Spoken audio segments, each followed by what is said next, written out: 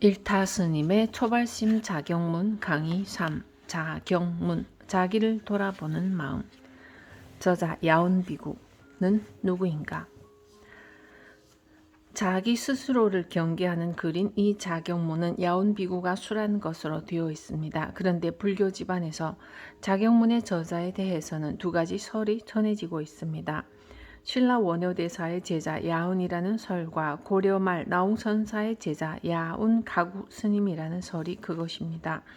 그러나 두 분 스님 모두 생몰연대를 알 수 없을 뿐 아니라 생애도 일부분만이 전해지고 있어 자경문의 저술 여부에 대해 확실히 단정을 지을 수가 없습니다. 우선 두 분 스님의 단편적인 생애부터 살펴봅시다. 원효대사가 금강산에 토구를 짓고 기도할 때의 일입니다. 옛날에는 요즘처럼 가느다란 선향을 태운 것이 아니라 화롯불을 담은 큰 향로에 적당한 크기로 자른 향나무를 넣어서 향공양을 올렸습니다. 따라서 향로 속의 불씨를 매우 중요하게 여기지 않을 수 없었습니다. 그런데 대사가 잠이 들면 누군가가 와서 화롯불을 파헤쳐 불씨를 꺼버리는 것이었습니다. 여러 날 계속해서 불씨가 꺼지자 원효대사는 누구의 짓인가를 알아내기 위해 하룻밤을 탁자 밑에 숨어 살펴보기로 하였습니다. 드디어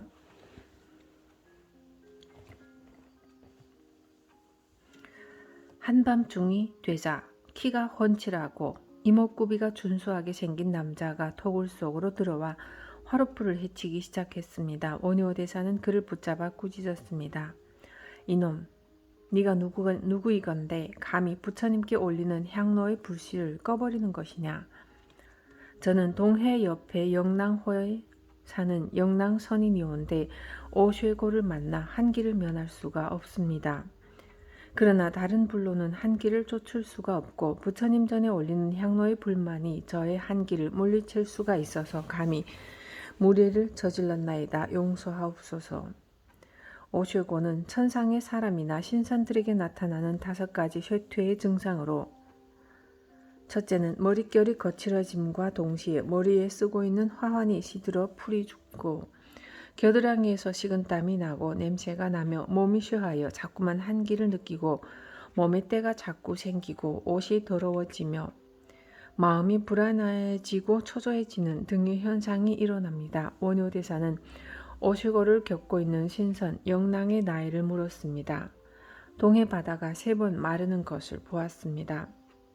3대 겁이나 산 그대가 어찌 생사를 해탈하는 법을 얻지 못하였는가. 불로장생하는 신선의 도가 아무리 좋다 하나 생사가 없는 열반의 도와는 비교할 수 없는 법.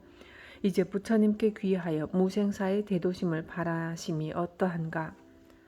이 말에 크게 느낀 바가 있어 원효대사의 제자가 된 영랑선인은 얼마 지나지 않아 도를 깨닫고 자경문을 지었다는 이야기가 전해지고 있습니다. 또 고려 말에 살았던 나홍선사의 제자 야운스님에 대해서는 그분의 기상을 읽을 수 있게 하는 단 2수의 시만이 전해지고 있습니다. 그중 한 수는 조선 초기의 대표적인 고승이며 현정론을 조술하여 억불정책의 부당성을 설파한 함허스님이 지은 시입니다.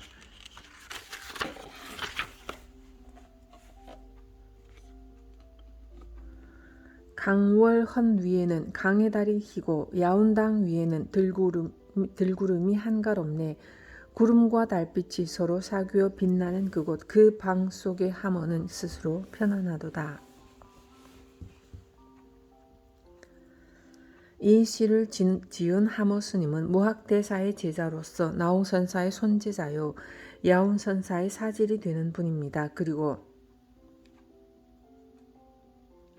시 속의 강월헌은 나홍선사의 당호요 야운당은 가구스님의 당호입니다. 그런데 이 시를 자세히 살펴보면 강월헌과 야운당 두 분은 교교히 비치는 달과 한가로이 떠있는 구름인 양 서로 아름답게 어울리는 분이며 그분들의 문화가 된 함어 자신은 그렇게 편안할 수 없다는 것을 은근히 묘사하고 있습니다. 나아가 고려 말의 제1가는 도인인 나홍선사와 야운선사를 너무나 잘 어울리는 달과 구름으로 묘사한 이 시를 통하여 우리는 야운 스님의 도벽을 능히 짐작해 볼 수 있습니다. 또 한수의 시는 1883년에 해안사에서 간행된 자경문의 책머리에 기록되어 있습니다. 집안의 법도는 규율이 있고 뜻과 기계는 높고 한가롭다. 성내는 모습 나타내어 삿됨을 꺾는 힘을 갖추었고 대자비를 열어서 인도하는 얼굴을 보이셨으니 그 이름 크게 드러났던 대덕 야운 가구 선사라네. 이 시를 통하여 우리는 야운 가구 선사가 명리를 따르지 않고 수행에만 전념했던 고매한 성품의 소유자였음을 알 수 있을 뿐 아니라 삿된 법에 빠지면 노한 모습을 굴복시키지만 불법을 알고자 하면 자비심으로 따뜻하게 포용한 분임을 짐작할 수 있습니다. 현재 학계에서는 신라시대의 야운스님보다는 고려 말의 야운스님이 자경문의 저자라고 보는 설이 지배적입니다. 왜냐하면 이 자경문에 참선이나 선종의 조사관에 관한 업구가 나오기 때문이라는 것입니다. 곧 신라 원효대사 당시에는 선종이 거의 전래되지 않았으므로 그 당시라면 현재와 같은 자경문을 지을 수 있는 가능성이 없다고 본 것입니다. 그러나 이와는 달리 신라 때에도 선은 전래되었고 특히 고려 말의 대선사인 야운 가구 스님이 지은 글로 보기에는 선에 대한 내용이 오히려 너무 적다는 이유를 들어 신라 스님의 저술로 보는 이들도 많습니다. 하지만 우리에게 가장 중요한 것은 자경문 내용 그 자체입니다. 저자의 논란 여부를 제쳐두고라도 자경문은 수행인의 마음을 일깨우는 너무나 좋은 글로 가득 채워져 있기 때문입니다. 이제 다음 달부터 경건한 마음으로 야운 스님의 스스로를 경계하는 글 자경문을 구절구절 새겨보도록 합시다.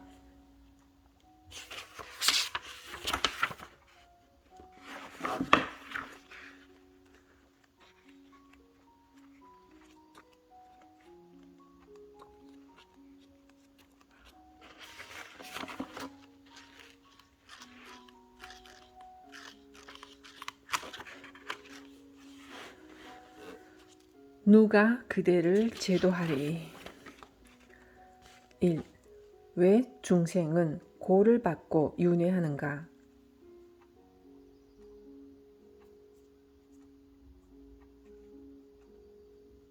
주인공아, 내 말을 들으라. 많고 많은 사람들이 공문 속에서 도를 이루었거늘 어찌 그대는 고통의 세계에서 아직까지 윤회를 하고 있는가? 그대가 시작 없는 옛적부터 금생에 이르기까지 깨달음의 마음자리를 등지고 객진 번뇌에 몸을 맡긴 채 어리석음에 빠져 온갖 악업을 끊임없이 지었기 때문에 사막도의 괴로운 윤회에 시달리고 갖가지 선행을 닦지 않았기 때문에 사생의 엇바다에 잠겨있는 것이니라. 이 몸에는 6 도둑이 따라다니기 때문에 나쁜 곳에 떨어지면 지독한 신고를 받게 되고 마음이 일승을 등진 까닭에 사람으로 태어나더라도 부처님 나시기 전이나 부처님 가신 뒤가 되는 것이다. 이제 또한 다행히 사람의 몸을 얻었으나 부처님 가신 뒤에 말법 세상이니 슬프고도 애통하도다. 하지만 이것이 누구의 허물이겠는가? 1. 주인공아. 자경문의 첫머리는 주인공아 내 말을 들으라 로부터 시작되고 있습니다. 말을 듣는 주인공, 말을 하는 주인공. 중국 송나라 초기 단구의 서암에 살았던 서암사원 스님은 날마다 판도방 앞마루에 걸터앉아 먼 산을 바라보면서 자문자답했습니다. 주인공아, 예, 정신 차려라. 예, 뒷날에도 남에게 속지 말아라. 예.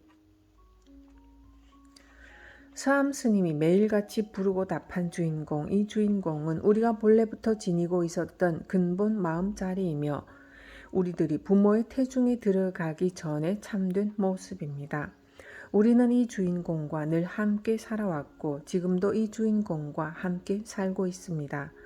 이 주인공은 우리를 잠시도 떠난 때가 없었으나 우리는 이 주인공을 잊고 삽니다. 잊고 살기의 사람들은 참된 주인공인 마음자리를 돌아보려고 하지 않습니다. 오히려 무상한 몸뚱이를 진짜 주인공으로 생각하기 때문에 이 몸을 위하고 이 몸을 가꾸기 위해 온갖 노력을 기울입니다. 눈에 보이는 것에만 집착을 하고 사는 것입니다. 그러나 눈에 보이는 몸뚱이를 집착하는 여기에서부터 그릇된 길로 빠져들기 시작합니다. 남보다 못지않은 내 몸이기를, 지금의 젊음이 한순간이나마 더 유지되기를, 잘 먹고 잘 즐기며 오래오래 살기를 염원합니다. 하지만 이 육신이 장생불사의 경지에 이른 사람은 인류 역사상 찾아볼 수가 없습니다. 조금 더 오래 살 수는 있을지언정 영원히 살 수는 없습니다. 그리고 삶에 따르는 괴로움을 떨쳐버릴 수가 없습니다. 남들이 다 부러워하는 고관대작이나 재벌이라 할지라도 그들 나름대로 갖가지 괴로움 속에 살아가고 있습니다. 금강경의 말씀처럼 무릇 모양이 있는 것은 모두 허망함을 면치 못할 뿐 아니라 생자필멸이요 지행무상의 도리를 벗어날 수가 없는 것입니다. 그러므로 우리는 헛된 집착에서 벗어나 진짜 주인공과 함께 해야 합니다. 몸뚱이는 결코 진짜 주인공이 될 수가 없습니다. 이 몸뚱이는 자동차와 같은 것일 뿐입니다. 자동차는 주인이 운전하는 대로 움직이며 운전수가 없으면 고철덩이에 불과합니다. 자동차와 같은 이 몸이 어찌 진짜 주인이 될 수 있겠습니까? 진짜 주인은 오로지 마음 운전수뿐입니다. 이 마음 운전수만이 우리들의 진짜 주인공입니다. 만일 지금까지 몸뚱이를 진짜 주인처럼 모셔왔다면 이 순간부터 보이지 않는 참된 주인공, 한순간도 나를 떠나지 않았던 마음자리 주인공을 찾아야 합니다. 그리고 진짜 주인을 찾을 것을 강조하기 위해 자경문은 첫 구절을 주인공아 내 말을 들어라로 시작한 것입니다. 열려있는 공문. 이어 야운스님이 자경문을 통하여 주인공에게 들려주는 첫 마디는 우리의 현 상황에 대한 안타까움입니다. 많고 많은 사람들이 공문 속에서 도를 이루었거늘 어찌 그대는 고통의 세계에서 아직까지 윤회를 하고 있는가? 많고 많은 사람은 과거의 부처님과 수많은 조사들이며 그분들은 하나같이 공문 속에서 도를 이루었다고 합니다. 그럼 공문은 무엇입니까? 공문은 불문입니다. 부처님의 세계로 들어가는 첫 번째 관문이 공문입니다. 우리나라 사찰에서는 기둥을 일렬로 세우고 문짝을 달지 않은 일주문을 가장 앞쪽에 두고 있는데 이 일주문이 바로 공문입니다. 문짝이 달려있지 않기 때문에 일주문은 누구나 자유롭게 출입할 수 있습니다. 가난한 사람, 부유한 사람, 죄 많은 사람, 깨끗한 사람을 구분하지 않습니다. 들어오고자 하는 사람은 누구든지 들어올 수 있고 나가고자 하는 사람은 마음대로 나갈 수 있습니다. 이렇게 누구에게나 열려있는 문이 일주문이요 공문인 것입니다. 그러나 이 문을 통과하여 부처님의 경지로 나아가고자 하는 이에게는 단 한 가지의 제약이 주어집니다. 그것이 무엇인가? 세속에 잡된 생각을 텅 비우고 부처를 이루겠다는 한 마음을 잘 다져서 이 문을 들어서라는 것입니다. 비록 문짝을 달지 않아 뻥 뚫려 있는 공문이지만 그 잡된 생각들이 공문을 닫힌 유문으로 만들어 버리기 때문입니다. 그럼 잡된 생각은 무엇인가? 잡된 생각은 탐욕과 분노와 어리석음의 삼독심, 제욕, 색욕, 식욕, 명예욕, 수면욕의 오욕락 등입니다. 이와 같이 재물에 걸리고 사랑에 걸리고 명예에 걸리고 탐욕, 분노, 어리석음 등의 감정에 휘말리게 되면 어느새 일주문은 기둥과 기둥 사이에서 문짝들이 생겨나와 유문으로 바뀌어 버립니다. 그리고 출입을 막기 위해 스스로 빗장을 굳게 걸어버리는 것입니다. 그러므로 무엇보다 먼저 놓아버리고 비워버릴 줄 알아야 합니다. 탐착하고 있으면 이기적인 감정으로 꼭 닫고 있으면 결코 공문을 통과할 수 없습니다. 이를 일깨우는 이야기 한 편을 살펴봅시다. 어느 날 흑시 바라무는 신통을 부려서 만든 합환오동 꽃 2송이를 양손에 들고 와서 부처님께 바치고자 하였습니다. 그때 부처님께서는 조용한 음성으로 흑시 바라문을 불렀습니다. 선이나 예 부처님 버려라. 흑시 바라무니 왼손에 든 꽃송이를 버리자 다시 말씀하셨습니다. 선인아, 버려라. 부처님, 저의 두 손은 이미 이번에는 오른손에 든 꽃송이도 버렸습니다. 그러나 부처님의 같은 말씀은 또 이어졌습니다. 선인아, 버려라. 부처님, 저의 두 손은 이미 비었습니다. 다시 무엇을 버리라 하시나이까? 나는 너에게 그 꽃을 버리라고 한 것이 아니다. 너의 마음에 가득 차 있는 집착과 번뇌를 일시에 버려서 더 이상 버릴 것이 없게 될 때 참된 깨달음을 얻을 수 있게 되느니라. 부처님의 이 말씀을 듣는 순간 흑시 바라무는 대오를 하였습니다. 부처님께서 흑시 바라문에게 버려라고 한 말씀이야말로 공문에 들어가는 지름길입니다. 어찌 참된 해탈과 진리를 밖에서만 구할 일이겠습니까? 놓아버립시다. 비워버립시다. 놓아버리지도 비워버리지도 못하면 그 결과는 고통뿐입니다. 항상 열려있는 공문을 스스로 닫아 고통의 세계를 옮겨 다니며 윤회하기를 되풀이할 뿐입니다. 3. 공문을 닫고 윤회하는 까닭. 백악합진과 네 종류의 안에 실로 중생은 스스로가 만든 번뇌와 집착을 비워버리지 못하여 자성불이 자유롭게 논의는 공문 안으로 들어가지 못한 채 공문 밖의 고통스러운 세계를 윤회하며 살아가고 있지만 그 어떠한 중생도 그 고통을 달가워하지는 않습니다. 오히려 끊임없는 행복, 더 큰 행복을 추구하며 살아갑니다. 그렇다면 왜 중생들은 고통의 삶을 거부하지 못하는 것일까요? 피하고만 싶은 고난이 당도하게 되면 무조건 당하고 무조건 받으며 사는 까닭이 무엇일까요? 자경문에서는 그렇게 된 근본 이유를 이렇게 말하고 있습니다. 그대가 시작 없는 옛적부터 금생에 이르기까지 백악합진하여 어리석음에 빠졌기 때문이다. 백악합진의 각은 나의 참된 마음자리를 가리킵니다. 나의 본원인 차성자리가 각이요 내 마음의 본래 청정한 자리가 각입니다. 바꾸어 말하면 각은 곧 부처입니다. 나의 자성불, 내 스스로에게 갖추어져 있는 자성불이 각인 것입니다. 그런데 우리는 스스로가 갖추고 있는 자성불, 나의 공문 속에 있는 부처님 자리를 등져버린 채 결코 주인이 될 수 없는 객진 번뇌를 쫓아 흘러다니고 있습니다.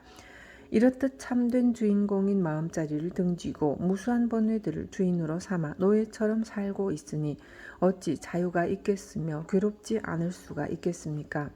이와 관련된 재밌는 비유담이 불경 속에 있습니다. 옛날 어느 고을의 한 나이 20세 된 사내가 이웃 고을의 처녀를 아내로 맞이하였습니다. 그들은 아주 갓난아기 때 양가 부모가 혼약을 한 사이였으므로 혼인 전에는 서로 얼굴도 성품도 모르고 지냈습니다. 그런데 막상 결혼을 하고 보니 신부의 얼굴이 약간 곰보인 데다가 몸매도 좋지 않고 무뚝뚝한 것이 도통 정이 가지 않았습니다. 그러나 워낙 가난한 집안인지라 두 부부는 서로에 대한 불평 없이 부지런히 일을 하며 세월을 보냈습니다. 고진감래라고 결혼 후 10년이 지나자 집안 살림이 먹고 살 수 있을 만큼 되었습니다. 그때서야 남녀 간의 달콤한 관계를 그리워하게 된 남편은 인물이 반반한 교수를 얻어 둘째 부인으로 삼았습니다. 이때부터 본부인에 대한 남편의 괄시가 시작되었습니다. 그러나 원래 투기할 줄 모르는 본부인은 뒷방으로 물러나 온갖 구박을 받으면서도 집안 구석구석에 일을 꾸리며 살아갔습니다. 또 10여 년의 세월이 흘렀고 그동안 더욱 부자가 된 남편은 기방 출입을 하기 시작했습니다. 특히 눈웃음을 잘 짓는 춘심이라는 기생은 옆에 찰싹 달라붙어 갖은 아양을 다 떨었으며 돈을 주면 무엇이든 시키는 대로 했습니다. 그것이 마음에 든 춘심이를 셋째 부인으로 맞이했고 이제 남부러울 것 없는 그였지만 워낙 욕심이 많았던지라 편히 지낼 생각은 전혀 하지 않았습니다. 오히려 더욱 열심히 일을 하여 논밭을 사고 재산을 모았으며 어느덧 나이 50주를 넘어선 그는 거울 제일의 부자가 되었고 남은 생을 편히 즐기며 살기로 작정했습니다. 그러나 평생을 돈과 일에 매달려 살았던 탓인지 멋있게 사는 방법에 대한 묘안이 떠오르지 않았습니다. 기껏 생각하는 것이 딸같이 젊고 아리따운 아가씨를 데리고 살면 즐겁지 않을까 하는 것이었습니다. 때마침 그 고을 최고의 미인이요 애교 만점인 처녀가 불의의 사고로 부모를 잃고 동생들을 돌보며 살고 있었습니다. 역시 돈은 좋은 것이었습니다. 많은 돈을 주자 그녀 또한 그의 것이 되었고 그는 사는 즐거움을 그녀에게서 찾았고 넷째 부인 또한 늙은 그를 볼 때마다 미소를 잃지 않았습니다. 그녀의 마음에 드는 말과 갖은 아양의 노인은 그렇게 행복할 수가 없었습니다. 마침내 노인은 돈금고와 쌀창고 열쇠까지 넷째 부인에게 넘겼습니다. 그렇게 환갑의 나이가 되도록 즐겁게 살았던 그 노인에게 어느 날 갑자기 큰 병이 찾아들었습니다. 용환 의원을 데려다가 진맥을 받아본 결과 여자를 너무 가까이 하여 진액이 고갈되었으니 보약으로 몸을 보하기는 하되 죽을 준비도 함께 하는 것이 좋겠다는 것이었습니다. 죽을 준비라니. 노인은 혼자 염라대왕 앞으로 가는 것이 싫었습니다. 그래서 눈에 넣어도 아프지 않을 듯한 넷째 부인에게 물었습니다. 넷째야, 내 이제 죽을 날이 멀지 않은 것 같구나. 그런데 그 무서운 염라대왕 앞에 혼자 가기가 너무나 싫구나. 너는 그동안 온갖 정성으로 나를 보살피고 사랑했으니 당연히 나와 함께 가주겠지? 영감님, 그런 말씀 마시와요. 사실인즉 당신이 나를 사랑했지 제가 당신을 사랑한 줄 아십니까? 제가 진정으로 사랑한 것은 영감님의 재산입니다.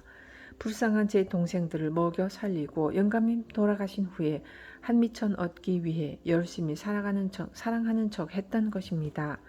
그러니 어떻게 함께 죽어 저승길로 가자고 할 수가 있습니까? 다만 영감의 빈소 앞에서는 열심히 명복을 빌어드릴게요. 그렇게 말하는 넷째 부인이 괘씸하기 짝이 없었지만 조금도 틀린 말은 아니었습니다. 그는 셋째 부인을 불렀습니다. 내가 이 세상에서 가장 사랑했던 사람은 바로 셋째 너란다. 셋째야, 나랑 같이 죽자.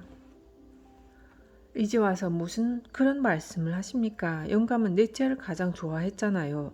그 애를 데려가세요. 넷째는 안 가려고 하더구나. 제가 그동안 넷째 때문에 얼마나 속이 썩었는지 아십니까?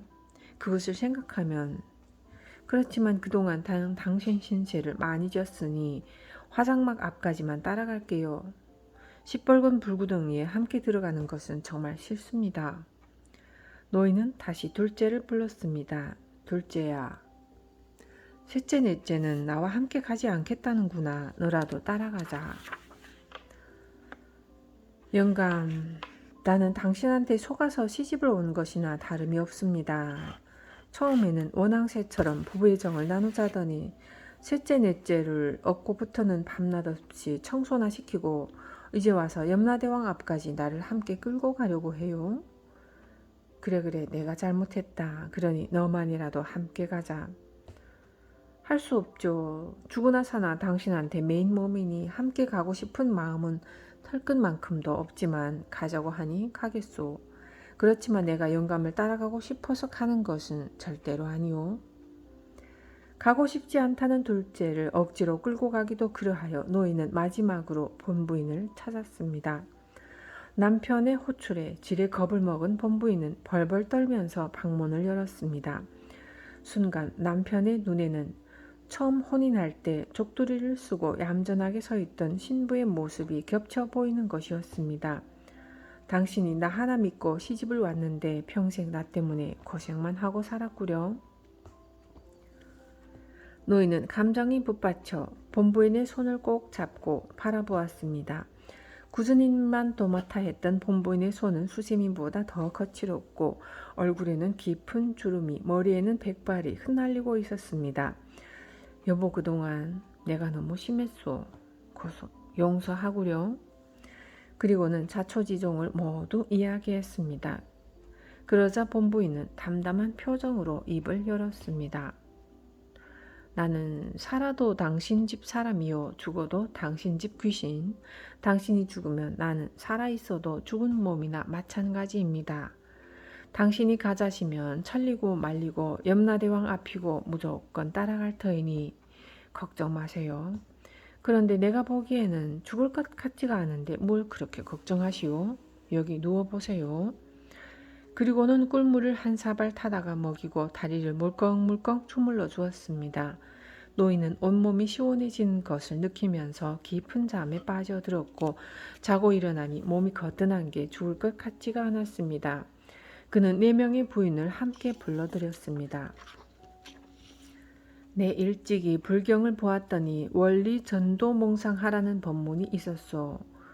전도된 몽상을 멀리 떠나라. 몽상 때문에 거꾸로 된 것을 떠나라는 말씀이었소. 이때까진 그 말의 의미를 깨닫지 못했는데 오늘 일을 당해보니 사랑할 것을 사랑하지 않고 사랑하지 않을 것을 사랑하며 살아왔다는 것을 깨달았소. 숙연해진 4명의 부인을 차례로 돌아보던 노인은 넷째 부인에게 말했습니다. 넷째야, 젊디 젊은 너를 아랫목에 앉혀놓고 꼼짝도 못하게 하였으니 얼마나 답답했겠느냐? 그동안 하찮은 늙은이 옆에서 욕 많이 봤다. 내일부터는 나가서 부엌 일을 맡아라. 앞치마를 입고 소매를 걷어붙이고 신바람 나게 일해라. 셋째야, 너는 아직 젊으니까 일꾼들과 함께 논도 메고 밭도 메고 풀도 메도록 해라. 둘째, 당신은 50주를 바라보고 있으니 너무 힘든 일은 하지 말고 집안 청소나 하며 사시오.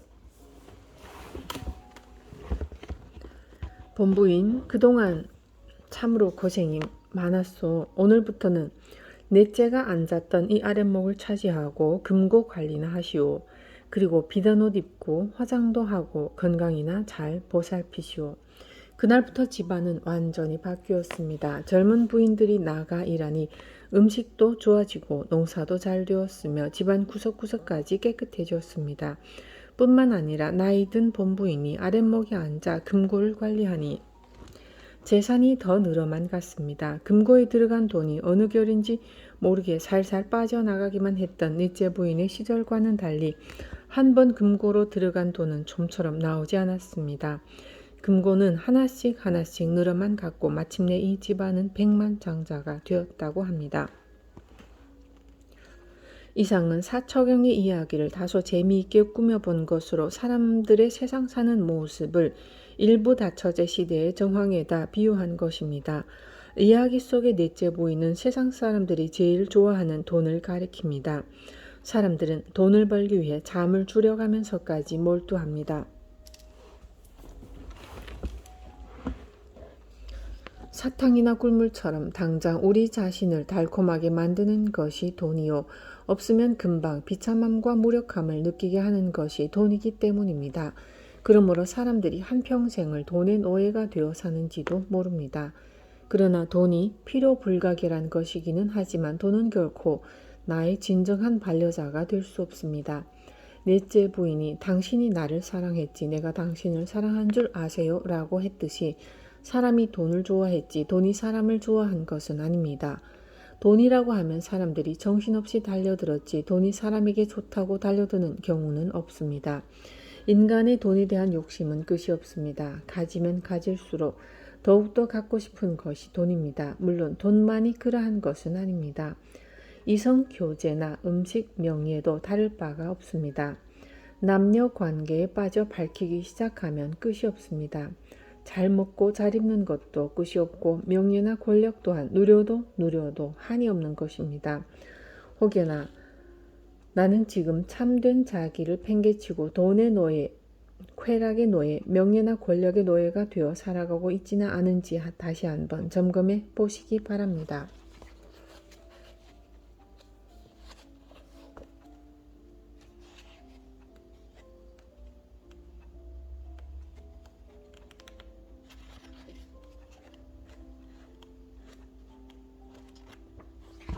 셋째 부인은 아들, 딸, 집안 식구, 친척 등을 가리킵니다.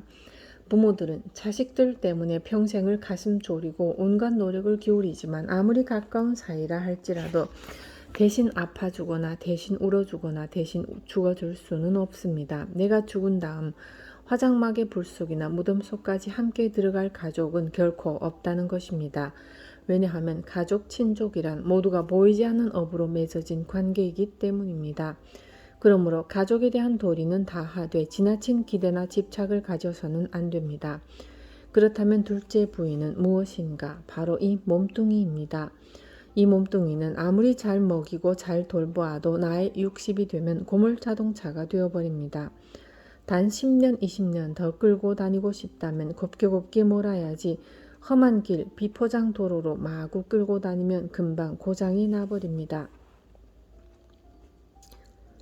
그런데 이 몸뚱이가 죽고 싶어 죽는 경우는 세상 천지에 없습니다. 수명이 다하고 세상 인연이 다하였으니 어쩔 수 없이 죽어갈 뿐입니다. 이렇게 할 수 없이 죽는 것이지 죽음이 좋아서 사라져가는 몸뚱이가 어디 있겠습니까? 그래서 둘째 부인이 함께 가고 싶은 생각은 털끝만큼도 없지만 당신이 가고자 하니 할 수 없이 따라간다고 한 것입니다.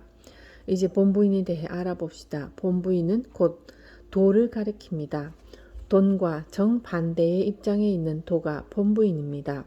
그렇다면 도가 무엇인가? 마음 닦는 것이 도입니다. 나의 참된 마음자리를 살펴보고 자성부를 잘 돌보는 것이 도입니다. 그런데 우리는 어떻게 살아왔습니까? 1년 365일 중 단 하루라도 마음자리를 가꾸며 살아가고 있습니까?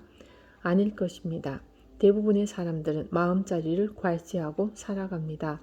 매일같이 돈과 가족과 몸뚱이를 돌보기에 급급하여 마음자리 따위는 아예 무시해버립니다.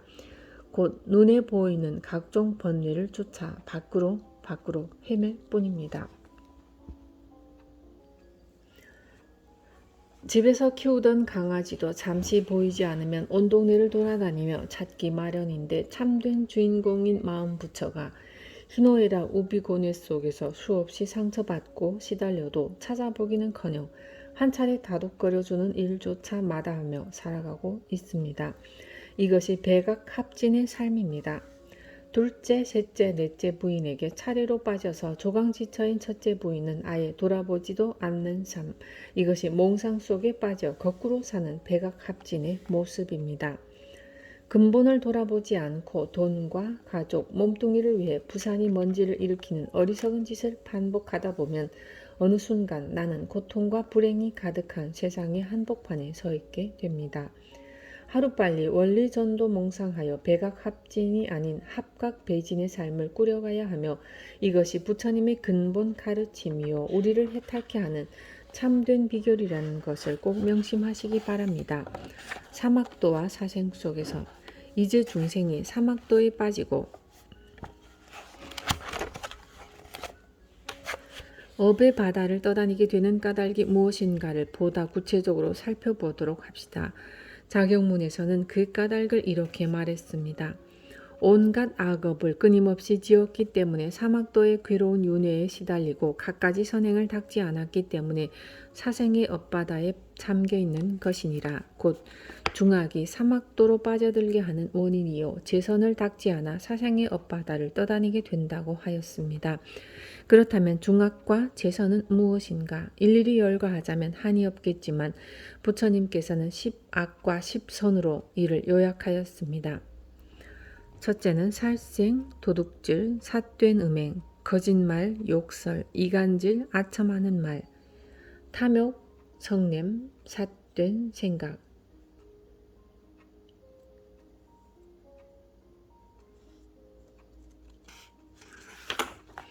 이것이 10가지 악행, 곧 10악행입니다. 이들 행은 모두 그것을 저지르면 악행이 되고 그렇게 하지 아니하면 선행이 됩니다.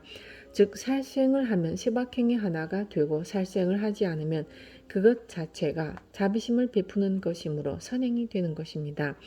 또한 남의 것을 훔치는 것은 악행이 되고 반대로 남에게 베풀며 복덕을 짓는 것은 선행이 되며 사음 간음을 하는 것은 악행이 되고 청정행을 닦는 것은 선행이 됩니다. 망언을 하지 않고 진실을 말하는 것, 악한 말을 하지 않고 선한 말을 하는 것, 이간하는 말을 하지 않는 것, 아첨하는 말을 하지 않는 것 자체가 모두 선행입니다. 나아가 탐욕심을 갖지 아니하고 보시를 생각해야 하며 성내는 마음을 내지 아니하고 항시 자비심을 길러야 합니다. 자비심 앞에서는 분노가 다 녹아버립니다. 자비심을 가지고 제가 잘못했습니다 하면 해결되지 않는 일이 없는데 모두들 자기가 잘났다고 우기기 때문에 싸움이 일어나게 되는 것입니다. 그리고 세상의 모든 그릇된 일은 삿되고 어리석은 생각에서 비롯되는 것이므로 부처님께서는 십선행과 십악행의 마지막에 불치심과 치심을 두신 것입니다. 그렇다면 십악을 지어 태어나게 되는 사막도란 어떠한 세계인가? 지옥, 악귀, 축생의 세계로 나누어지는 사막도의 일반론에 대해서는 2달 전까지 이어진 발심수행장 강의에서 상세히 설명하였으므로 여기에서는 윤회와 환생에 대해 독특한 견해를 가지고 있는 티베트 불교에서의 사막도의 모습과 사막도에 태어나는 원인 등에 대해 소개하겠습니다. 첫째, 지옥부터 살펴봅시다. 지옥은 크게 얼음지옥과 불지옥으로 나누고 있습니다. 티베트 불교에서는 도둑질을 하여 다른 이의 재산을 크게 총내거나 다른 사람을 추위에 얼어 죽게 한 죄를 지으면 얼음지옥에 떨어지고 자신이나 남의 삶을 파괴하면 불지옥에 떨어진다고 합니다. 티베트인들은 임종 직전 자신이 지은 악업 때문에 고통스러워한 모습을 보고 그가 지옥에 태어나리라는 것을 짐작합니다. 가령 임종 직전에 어떤 사람이 굉장한 추위를 느끼면서 따뜻함을 갈망하는 경우가 있는데 바로 이 따뜻함에 대한 갈망이 그를 불지옥으로 빠져들게 한다는 것입니다. 독사의 맹독이 점차 심장을 파고들어 생명을 앗아가듯이 일찍이 뿌려놓은 악업의 씨앗이 차츰 무르익어 죽을 무렵이 되면 완전한 열매를 맺게 됩니다. 그리하여 그는 지옥 속으로 빠져들어간다고 합니다. 불지옥을 화산에다 비유한다면 그의 의식이 뜨겁게 끓어오르는 용암 속으로 들어가서 불꽃과 하나가 되어버립니다. 마찬가지로 얼음지옥에 빠져들면 얼음덩이를 몸으로 삼아 이루 말할 수 없는 고통을 겪게 됩니다. 이러한 지옥은 어떻게 해서 만들어지는가? 보리행경에는 매우 분명한 가르침이 기록되어 있습니다. 시뻘겋게 달고 오진 쇳마루를 누가 만들었는가? 자신의 몸을 태우며 뒹굴고 울부짖는 저들은 어디로부터 왔는가? 부처님께서는 말씀하셨네. 이 모두가 악한 마음의 열매라고. 그렇습니다. 지옥은 마음의 영상이요 악업의 영상입니다. 그렇지만 그 영상 속의 고통은 인간 세상처럼 실제로 있습니다. 절대로 꿈속처럼 환상적인 상태가 아닙니다. 더욱이 지옥의 일생은 몹시 길고 악업의 종류에 따라 각종 지옥이 다양하게 모습을 나타내게 된다는 것을 잊어서는 안 됩니다. 지극히 무거운 악업 탓으로 지옥 세계가 부서질 때까지 그곳에서 살아야 하는 이들도 있습니다. 우리 모두 나와 남의 삶을 파괴하거나 남의 생존을 가로막는 악업은 짓지 말도록 합시다. 이것이 지옥을 없애는 최선의 길입니다. 둘째, 지옥보다는 조금 괜찮다고 하는 악귀계는 어떠한가? 마음이 삿되게 흘러가면 이 세상에 있는 그대로를 볼 수 없게 되듯이 탐욕과 재산에 대한 욕심이 지나친 사람은 굶주린 귀신의 세계인 악귀계가 더없이 좋게 보여 그 속에 태어나게 됩니다. 지난 세상에 지나치게 욕심을 낸 대가로 악귀로 태어나서 항상 굶주리는 것입니다. 산 같은 음식물과 바다만큼의 물이 눈앞에 있어도 아귀들은 볼 수조차 없습니다. 거대한 입에 바늘구멍처럼 가는 목구멍, 툭 튀어나온 배, 뼈가 붉어져 나온 앙상한 몸매를 지닌 아귀들은 수천 년을 기아의 상태에서 살아야 합니다. 여름철의 서늘한 달빛과 겨울철의 따뜻한 햇볕도 그들에게는 타는 듯한 고통을 줍니다. 사람들의 경우라면 굶주리다 몸이 쇠약해지면 죽을 수나 있지만 아귀들에게는 그들의 고통을 그치게 할 죽음의 혜택마저 없습니다. 악업이 다할 때까지 굶주림의 산만이 끝없이 이어지는 것입니다. 이와는 조금 다르게 고통을 받는 아귀들도 있습니다. 그들은 음식이나 물을 볼 수 있습니다. 그러나 막상 음식물을 발견하고 먹으려 들면 당장 방해물이 나타나 그를 좌절시킵니다. 또 물을 발견하여 마시려 하면 물은 금세 피고름이나 독수로 변하여 구역질을 자아냅니다.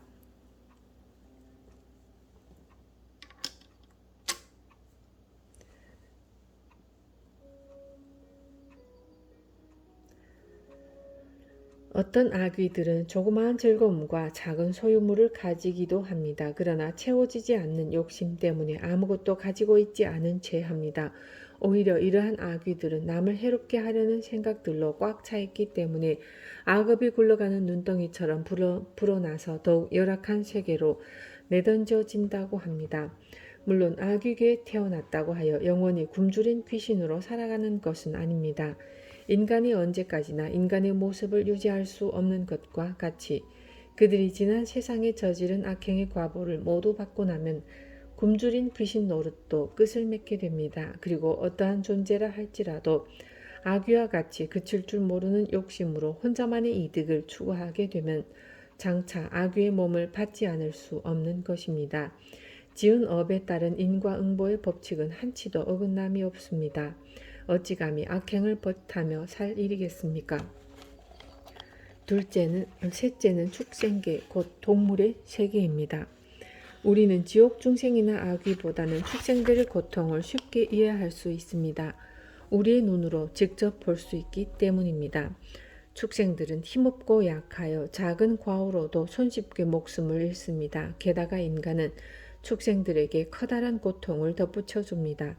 사정없이 때리고 잡아먹기를 예사로 합니다. 또 축생들은 모든 추위와 더위와 배고픔을 몸 하나로 견뎌야 합니다. 날아다니는 기러기나 제비가 자유로운 듯 하지만 그들은 살기에 적합한 환경을 찾아 봄, 가을로 수만리를 이동합니다. 이처럼 축생들의 삶에는 살아가기에 필요한 물자와 자유가 거의 결여되어 있습니다. 그렇다면 축생들의 부자유와 괴로움은 어디에서 오는 것인가? 거의가 삿된 마음가짐과 지혜의 결핍에서 온다고 합니다. 특히 티베트 불교에서는 바람직하지 않은 성행위를 축생으로 태어나는 주된 원인으로 보고 있습니다. 첫째는 부모, 스승 또는 남의 배우자와 관계를 맺은 경우, 둘째는 보름, 금음, 종교적인 의미가 있는 날, 생리 중이거나 임신한 여인과 성행위를 즐겨하는 경우, 셋째는 사찰, 성지 등에서 성행위를 즐기는 경우, 넷째는 변태적인 성행위. 또한 승려가 되어 돈은 닦지 않고 시주의 은혜만으로 사는 경우 암캐 같은 놈이라는 식으로 동물을 빗대어 남에게 심한 욕설을 퍼붓거나 불법 수행을 방해하는 행위도 축생의 세계로 내던져지는 과보를 받는다고 합니다.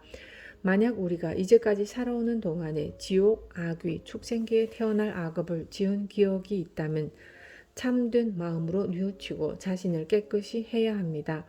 굳이 좋은 세상을 마다하고 사막도와 같은 험악한 세상으로 찾아가야 할 이유가 무엇입니까? 모든 것은 지금 이 순간에 달려 있습니다.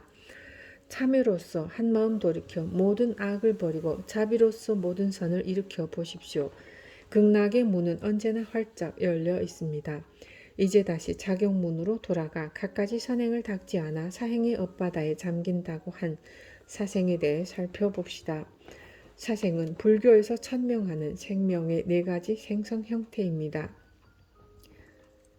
모태에 의탁하여 생명을 받는 태생, 알로 태어나는 난생, 습한 기운에 의해 생명을 받는 습생, 호련히 몸을 바꾸어 태어나는 화생.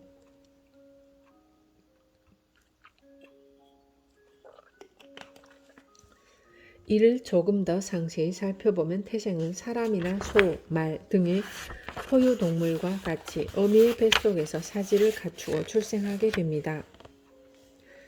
어머니와 자식, 어미와 새끼의 몸이 탯줄로 연결되어 있다가 분리되어 태어나는 태생의 중생들은 유난히 애착심이 많습니다. 그리고 모성애가 지극합니다. 자식이 잘못되면 어미는 창자가 끊어질 듯이 애절해합니다. 이와 같이 애착심 강한 중생은 태생으로 태어난다고 합니다. 물고기나 새들처럼 알에서 태어나는 난생의 중생은 태생의 특징인 애착도 있기는 하지만 자기중심적이고 나만 아는 이기심으로 가득 채워져 있다고 합니다. 그래서 알에서 깨어나면 대부분이 곧바로 독립된 삶을 살아갑니다. 모기, 파리, 귀뚜라미 등 습기에서 생겨나는 습생의 중생들은 우유부단한 성격을 가지고 있습니다. 쫓아도 달려드는 모기나 파리의 모습이 이를 잘 증명해주고 있습니다. 곧 지극히 우유부단한 삶이 습생의 결과를 낳게 되는 것입니다. 화생은 어떠한 형태의 몸을 의탁하지 않고 호련히 생겨나는 생물을 말합니다. 하늘나라 지옥 아귀로 태어나는 존재들은 모두 화생한다고 합니다. 이상과 같이 습성과 죄업의 경중에 따라 생성 형태를 바꾸어서 태어나는 존재가 중생입니다. 만약 삶의 현장에서 선행을 벌이고 악행을 저지르며 산다면 살아있을 때나 죽은 후에나 편안할 수가 없습니다. 스스로가 만들어낸 업의 바다에서 괴로운 생애를 살고 또 살아야 할 뿐입니다. 사생의 업바다에 잠겨 한시도 편안할 날이 없는 것입니다. 오호 통제라 업바다에 잠겨 편안함을 잊은 채 살아가는 인생이란 참으로 무상한 것입니다. 하지만 인간은 이 무상함에서 벗어나고자 하지 않습니다. 더 정확히 말하면 무상을 넘어서고 싶어도 몸과 마음을 기울여서 나아가야 할 올바른 길을 잡지 못해 더욱 갈팡질팡하고 있습니다. 자경문에서는 이렇게 설명하고 있습니다. 이 몸에 6 도둑이 따라다니기 때문에 나쁜 곳에 떨어지면 지독한 신고를 받게 되고 마음이 일승을 등진 까닭에 사람으로 태어나더라도 부처님 전이나 부처님 가신 뒤가 되는 것이다. 이 말씀처럼 몸으로는 6 도둑인 육적을 쫓아가고 마음으로는 진리의 세계로 곧바로 나아가는 일승을 등지기 때문에 갈팡질팡할 수밖에 없는 것입니다. 육적은 육경의 다른 말입니다. 우리의 감각기관인 눈, 귀, 코, 혀, 몸 뜻의 육근이 감지하는 색, 소리, 냄새, 맛, 감촉, 법의 6가지 대상이 육경인데 이 육경을 부정적인 측면에서 육적 또는 6 도둑이라 한 것입니다. 서유기에는 육적에 대한 비유가 아주 재미있게 묘사되어 있습니다. 불경을 구하기 위해 천추국으로 길을 떠났던 현장법사와 손오공에게 주어진 첫 시련은 6 도둑과의 만남이었습니다. 갑자기 나타난 6명의 도둑을 보고 놀란 현장법사는 황급히 자리를 피하였고 손오공은 혼자서 도둑들과 마주서게 되었습니다. 이놈 가진 것을 모두 놓고 가거라. 못 주겠다. 어쩔 것이냐. 네 놈의 머리통을 박살내겠다. 그래? 능력껏 해보려무나. 내미는 손오공의 머리를 6명의 도둑은 칼로 내리치고 도끼로 찍었으나 손오공의 머리는 상처 하나 생기지 않았습니다. 제풀에 나가 떨어진 도둑들을 향해 손오공은 소리쳤습니다. 이번에는 내 차례다. 손오공이 열봉으로 6 도둑들의 머리를 후려치자 모두 즉사하고 말았습니다. 스님 모두 처치했습니다. 돌아오세요. 현장법사는 사람이 6이나 죽어있는 것을 보고 크게 꾸짖었습니다.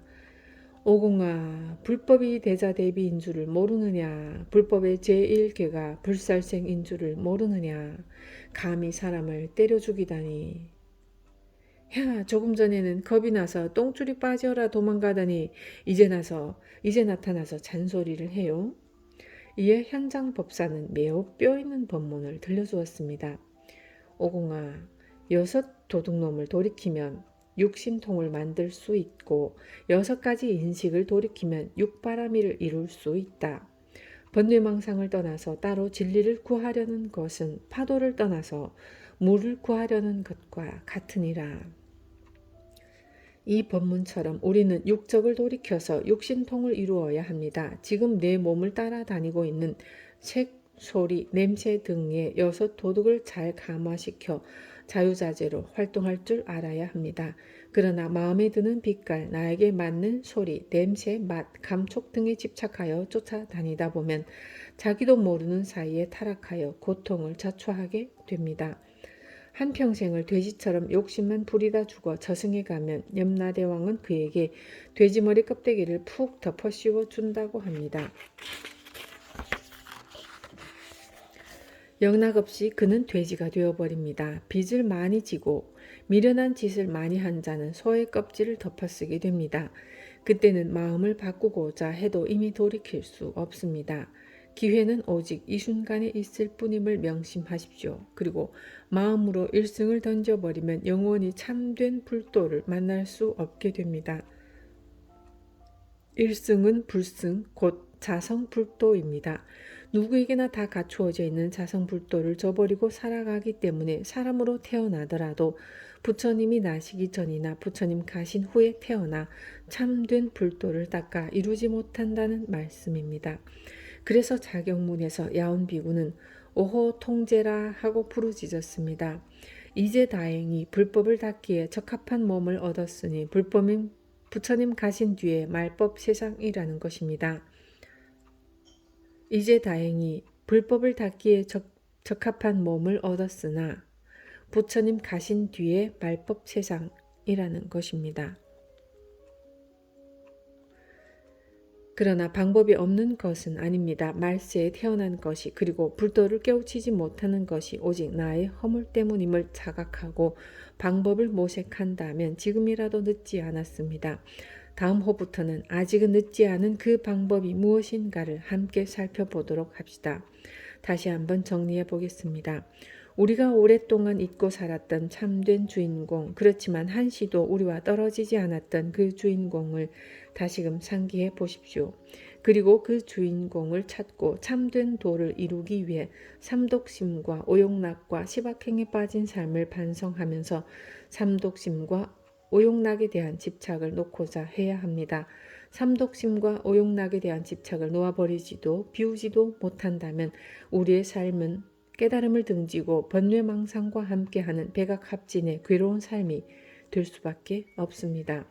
첫째 부인인 근본 마음자리에 대한 깨달음을 등진 채 둘째 부인인 몸과 셋째 부인인 가족, 넷째 부인인 돈, 이성, 명예에 빠져 살다 보면 어느 순간 고통과 불행과 고독이 가득한 세상의 한복판에 서 있는 나를 발견하게 됩니다. 뿐만이 아닙니다. 죽은 다음 생에 한없이 고통스러운 지옥, 악귀, 축생의 과보를 받거나 태생, 습생,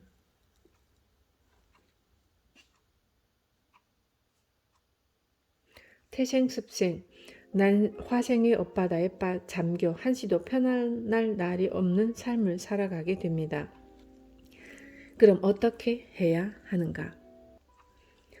지난 생의 업을 알아야 해결할 수 있는가? 아닙니다. 전생까지 보고자 할 필요는 없습니다. 이미 인간의 몸을 받았으니 먼저 스스로의 지난 인생을 돌아보십시오. 그리고 잘못된 삶, 십선이 아니라 십악의 길을 걸었다면 참회하십시오. 진솔하게 참여하십시오. 그리고 바르게 살면 됩니다. 결코 어렵지 않습니다. 지금 참여할 것을 참여한 다음 삼독심을 배우고 오욕락의 구렁텅이에 벗어나 빠른 길로 나아가면 됩니다. 이것이 바로 백악합진이 아니라 행복과 평화와 깨달음이 가득한 합각배진의 삶을 사는 방법입니다. 부디 이를 잊지 말기를 두 손 모아 당부드립니다. 마하바냐 파라밀